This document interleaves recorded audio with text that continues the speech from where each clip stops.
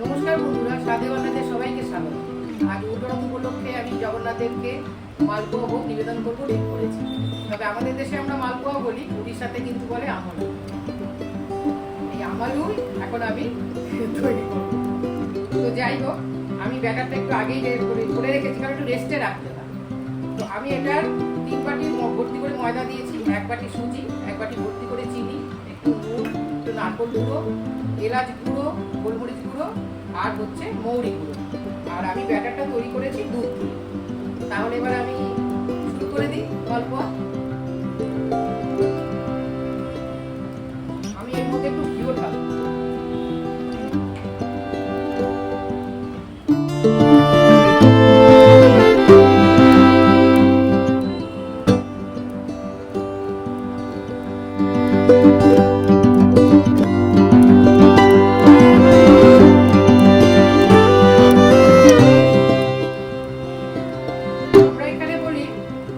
মালপোয়া উড়িষ্যাতে কিন্তু এটা আমালু বলে।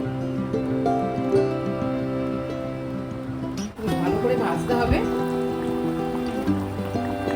গোল্ডেন গোল্ডেন না হলে তো হবে না, আবার পুরো যাতে না যায় সেগুলো দেখতে হবে। দেখুন বাটি করে দিচ্ছি, তো কোনোটা একটু বড় হয়ে যাচ্ছে বা কোনোটা ছোট হয়ে যাচ্ছে, কিন্তু হচ্ছে ঠিকঠাকই হচ্ছে। এটা বেশ অনেকটাই বড় হচ্ছে। এটা তুলছি, এবার আরেকটা দিচ্ছি।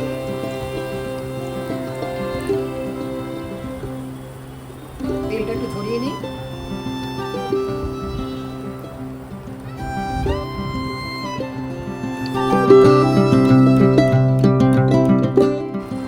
কোনোটা বড় হয়ে যাচ্ছে, কোনোটা ছোট, ওটা হাতেরই হয়তো কায়দা হতে পারে। এবার একটু উল্টে দিচ্ছি, পাতলা পাতলা হচ্ছে তো, এবার একটু সাবধানে উল্টাতে হবে, তাহলে কিন্তু ছিঁড়ে যেতে পারে। দেখুন কি সুন্দর হয়েছে। তবে একটা কথা বলি বন্ধুরা, আমি কিন্তু এই ফার্স্ট টাইম মালপোয়া করছি, মানে যাকে বলে আমালু, ভগবানের কাছে। যাই হোক, প্রথম করছি, যদি ভুল হয় ক্ষমা করে দেবেন।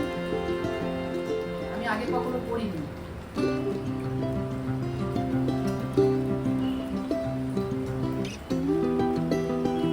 ব্যাটারটা ঠিকঠাকই নিয়েছি। মানে অভ্যেস থাকলে হয় কি, মানে সাইজগুলো হয়তো একই রকম টাইপের হয়। অভ্যেস নেই, প্রথম করছি, এরপরে যখন করবো হয়তো এটা ঠিক হয়ে যাবে না। ভালো হলো কি মন্দ হলো আপনারা কিন্তু কমেন্টে জানাবেন, তবে তো আমি শুধরোবো ঠিকঠাক হলো কি না। কেন প্রথম করছি, আমি আগেই বলেছি ভুল ভ্রান্তি হতেই পারে।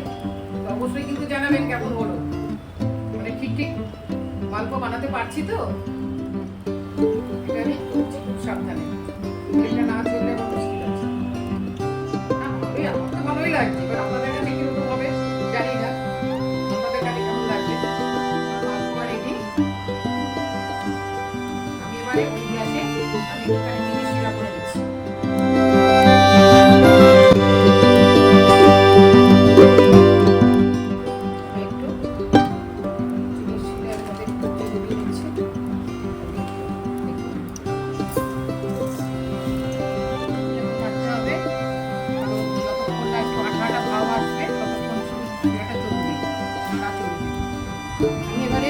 আস্তে আস্তে ওপরে একটু ছড়িয়ে দিচ্ছি, কারণ আমি তো ঠিক রসের করছি না, কিন্তু ওপরে একটু রস দিলে ভালো লাগে খেতে।